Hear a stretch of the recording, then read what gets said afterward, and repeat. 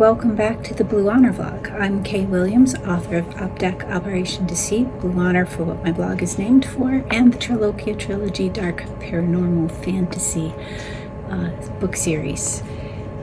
Today, in July, I wanted to take a minute to talk about some of my experience. This month, as you may know, is pretty special to me. My daughter was born toward the end of this month.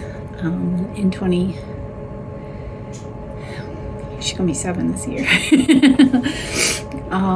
And it took a lot to have her, and there were quite a few things that I went through.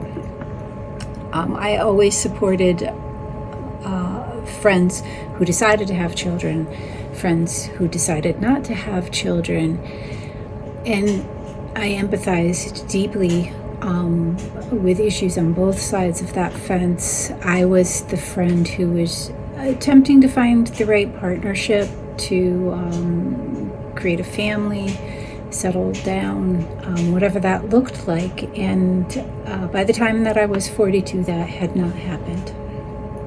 And I took matters into my own hands and decided to become a single mom by choice.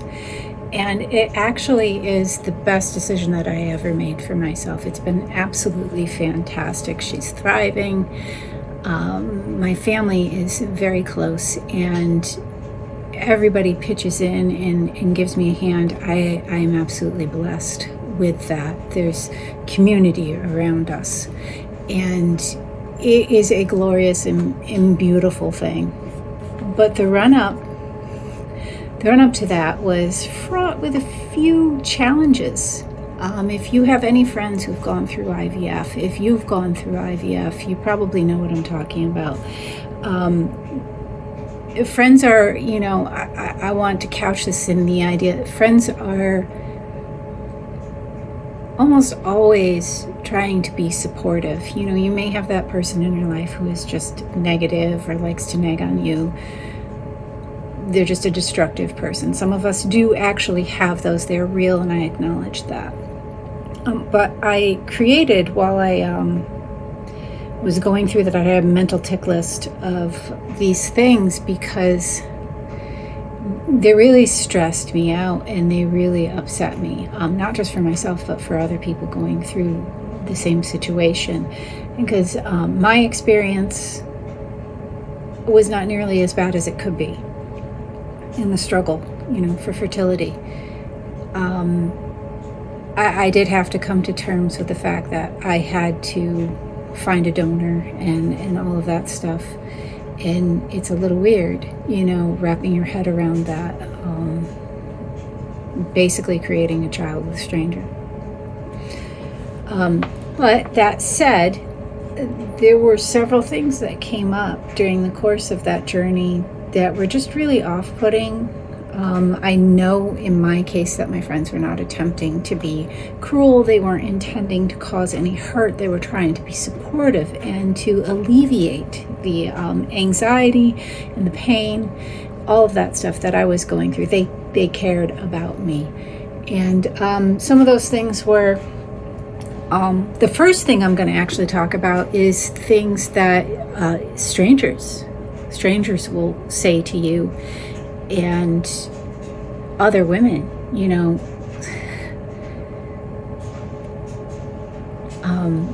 uterus having people, mostly, assigned female at birth individuals. I don't want to say the Karen, but you know what I mean. They observe, it may be that time of month, maybe you've put a little bit of weight on, maybe during the process of doing IVF, there is weight gain and stuff because of all the hormones and the different medications. Your schedule is a little thrown out of flux, and, eating right isn't always possible, exercising isn't always possible, our bodies are responding to this stuff. There's a whole lot that goes into weight gain and weight loss that, isn't always within our control. And I wish the gurus would acknowledge that and stop screaming at people, Oh, if you just stop putting the Twinkie in your mouth. It's a lot more than that. It is a lot more than that. And saying stuff like that just shows how ignorant you are of that whole process. But anyway, I digress. From an article that I wrote on the blog back in 2016, I wrote up about some of the things that I had been going through. And this was before I had my daughter. So, the pooch observation. That was number one. I would have people coming up to me in my late 20s and 30s saying, oh, what are you doing? Because I had this tiny little puff. Or a belt buckle in one case. A large belt buckle. It was under my shirt, so. In no uncertain terms do you ever ask a woman when she's due. Unless she has just communicated to you, I'm pregnant. Don't ask. Don't gossip about it with others. None ya, basically. Where is the tact? Where is the respect? I mean, do you think about, first of all, does this person want kids? Is this a conversation that you should even have with them? Do you know them well enough to have that conversation? Is it any of your business? Minding your own business is probably like the biggest problem I've seen out there that I experience as a femme presenting person, as female. And if you don't know, I'm a demisexual, or a demi girl, non-binary. My gender is fluid, queer folk, right? People are always up in your business trying to figure out what you're doing and how you're doing it. And it's none of their business. And if I have a tiny belly, that's none of your business either. Maybe I ate the Twinkies. Maybe I'm bloated. Maybe I need to go take a dump. None of your business. Do not open that door. And I'll tell you why. The person that you say that to could be trying, could have been trying, could be infertile, could never have, may have a cancerous tumor, may have a benign tumor, may have something wrong with their intestines. All kinds of issues that they could be going through. And you just walk smack dab in there and punched them in the face. It was the emotional equivalent of punching someone in the face, and it's not okay. Do not ever ask that question. The only time that question can ever come up, don't ask somebody if they're pregnant. Please, for the love of God, do not ask them. They will tell you. They will scream it from the rooftops. People are excited, and that brings me to another thing. Maybe they're not excited. Maybe something horrible happened to them. Maybe this is not a good thing. Just a little food for thought. So don't bring it up, right? I mean, I don't mean to be crabby about it, but it is none of your business. You may think that this is a happy moment, but it is not a happy moment for everybody. There could be health concerns that are going on with that individual. Just mind your business. And if it is a great and good thing, they'll let you know. Trust me, they'll let you know. The other thing is, stop trying to play matchmaker. Stop trying to get people to meet your best friend's son, your nephew, whatever. The dating sites are bad enough. We don't need a matchmaker, okay? Unless somebody asks, and you can talk about your nephew, your cousin's son, whoever, this kid that you know of, friend of the family, whatever, and oh my God, they're just perfect, whatever, and vice versa. Stop trying to introduce them to the nieces, the Nieblings, any of that. Don't play matchmaker. It's annoying, Believe it or not, we individuals often know what we're into, what we like, who we want to date. And it is so uncomfortable when you're like on your phone and you can't wait to bring up that picture of, that individual you're trying to match them with. And there's nothing there. And how do you communicate that?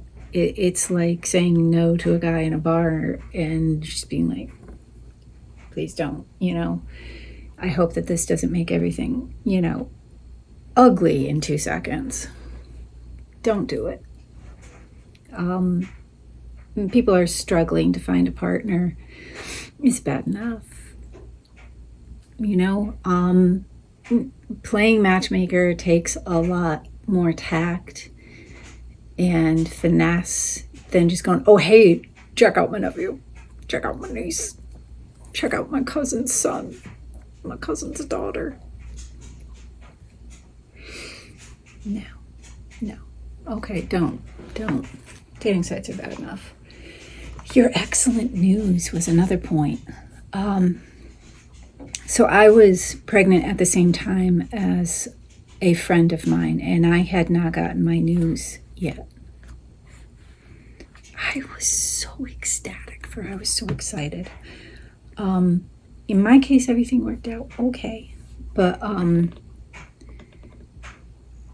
hearing other friends, they don't struggle. They just get pregnant when they want to. There's no need to go back and forth to doctors, no fighting to find the right embryo, any of that. And all of a sudden, here they are. They're just pregnant. They had a night of frivolity, and here they are. Excellent. I don't want you to go through any of what I went through to try and have a child. That's awesome. But understand that,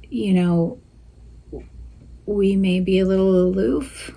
We may be a little brush it off, sad, negative in some manner to you. You feel like, oh, we didn't explode because we just remembered we're not pregnant yet. And it kills us because we want to be. And you are. And that's wonderful. And I want to be in that seat and know what that feels like. And here I am, still on the other side of it, yet again, still having to wait. And just, trying to comfort them and say, oh, your time will come. Oh, I hate that. I hate that phrase so much. Your time will come. Even in interviewing and trying to find jobs, that is not a helpful statement. I don't know if people need to be socialized better or what. TikTok also. Fertility has a timestamp on it. So there's that. People asking you all kinds of questions. That's another one. Invasive questions. I mean, they really get in there and want to know. It's kind of like those uncomfortable conversations that you have with homophobes or transphobes. They want to know all about your parts and what you're doing with them. And it's disconcerting, and having to spill all of your guts about these medical procedures that you're going through, because listen to me, they're medical procedures, they're private, and it has to do with your health, and it is emotionally taxing like you wouldn't believe. They likely, have somebody that they're leaning on, that they're talking to. I remember laying down across my bathroom counter and just weeping my heart out. Because in that moment, I had wanted someone to go through this with me, to understand the stakes, to know how hurt and frustrated and scared I was. And I was pregnant at that point. I was doing the injections that were like inflaming my hips. I believe that was the progesterone. And it was a lot. I had my buddy at work, right, who was pregnant and stuff, and I would just tell her everything. And it was great to have somebody going through it at the same time. That's why I said it's like I was excited, because I'm like, I'm supposed to be. And she's like, it's coming, and I know you are. She's like, I know you are. And she was there sitting across from me when I got the call from the doctor about it's a healthy embryo. And do you want to know what gender it is? and all of that stuff, what the sex is. I mean, I'm sorry, not gender. Her gender is, still fluffing out. And it was great. I was honestly excited for her, but, if she saw any trepidation, any, cloud over me, it was just because I was like, I want to be in your shoes too. I want to be in those same shoes. And I'm so thrilled about this. I want to be fully happy and fully present with you. And I'm miserable. Depression, anxiety, yay. Another thing that came up and was awkward was friends offering their eggs. Why would I take an egg from someone else? I mean, I guess to have the whole pregnancy experience, but my thought was, unless this child is biologically mine in some manner, there's no point to putting my body through this. Adoption is possible. Fostering is possible. It would be wild to have someone else's baby, because in no shape or fashion was that child genetically mine. It would be like an adoption, but with surrogacy. It felt very awkward to me. But above that, because I know people do that and it's great and it works for them and they're absolutely fine with that. Gestating that child for 9 months makes that child yours. It does.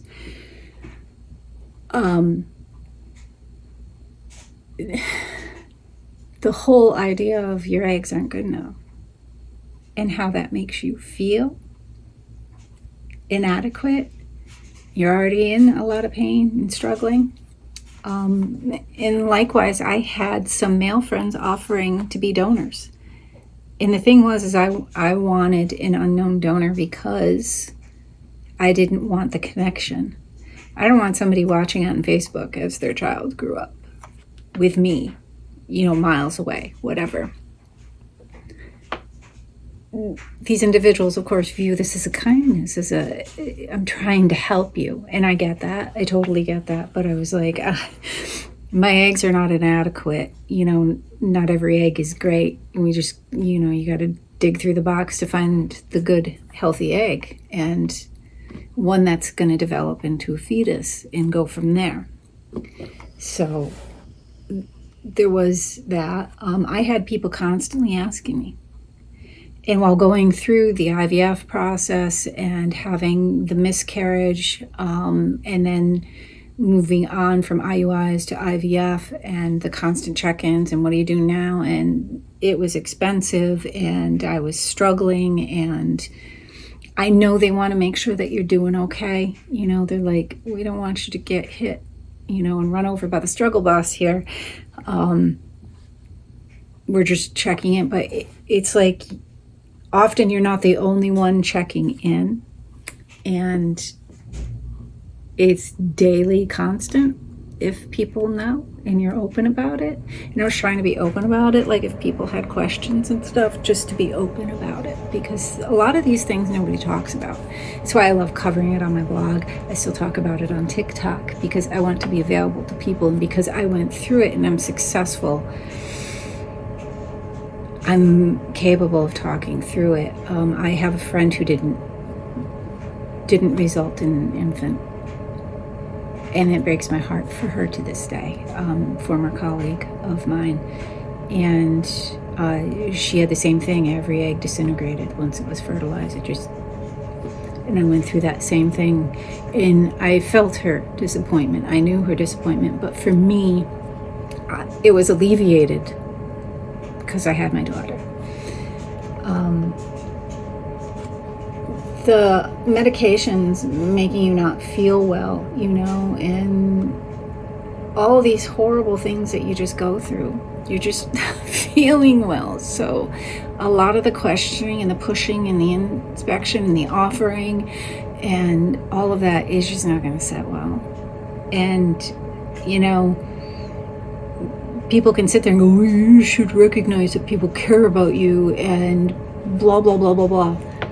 You should recognize that somebody is struggling, and the best way to sometimes support them is just to sit. Offer them a coffee, offer them a meal.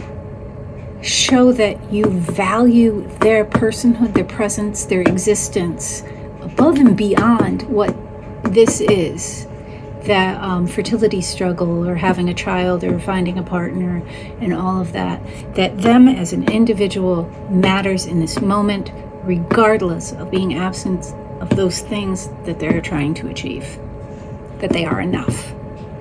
If you can't make them feel that way and you're barraging them and you're pep talking them, oh, you're gonna find somebody, or this is gonna work out.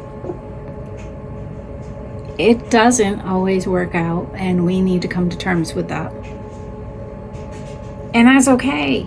But you keep building people's hopes up and they get dashed. And to me that says you don't value that person that much, because you're willing to build them up and watch them crash, to build them up to watch them crash, to build them up to watch them crash. You see what I mean? It's not helpful. Value them as they are, as they exist, as they are, as they present in the moment, always. And that whatever it is that they're pursuing is just extra. But at this moment in time, they are perfect and enough, and they don't need to add these things on to make themselves more valuable. Yes, they want them, but you're going to be there to support them through it. Sometimes just wait for them to ask.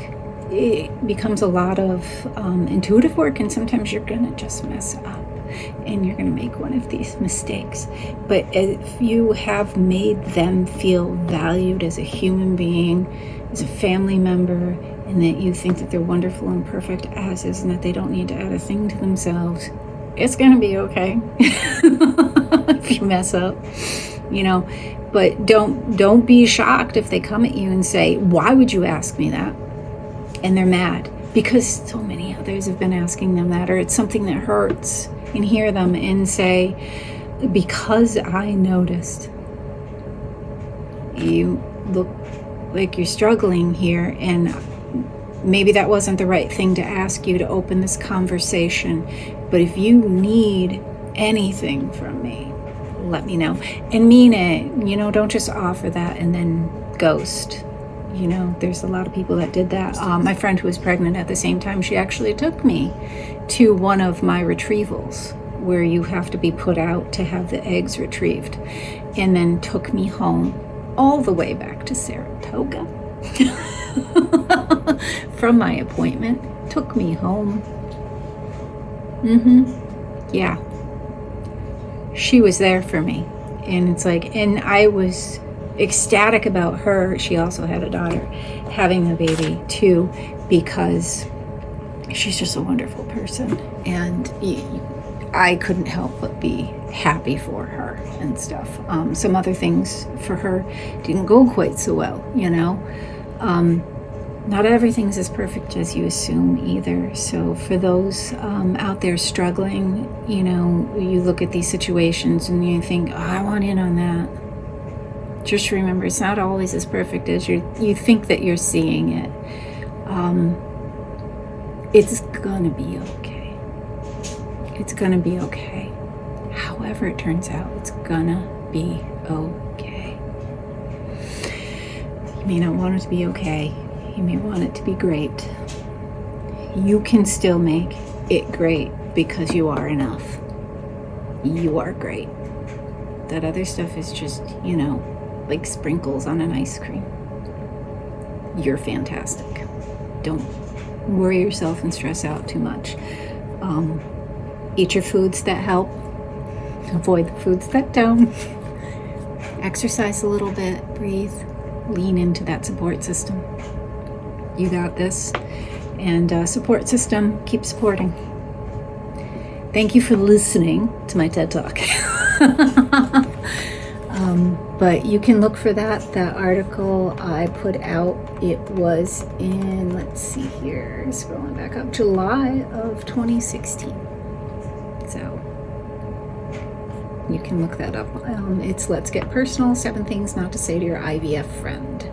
Open Book Blog Hop 58 is one of them. Yep. Thank you for watching. Don't forget to subscribe, and I will be back here next month. If you have questions or video prompts, feel free to leave them in the comments. I would love to hear from you. Thanks.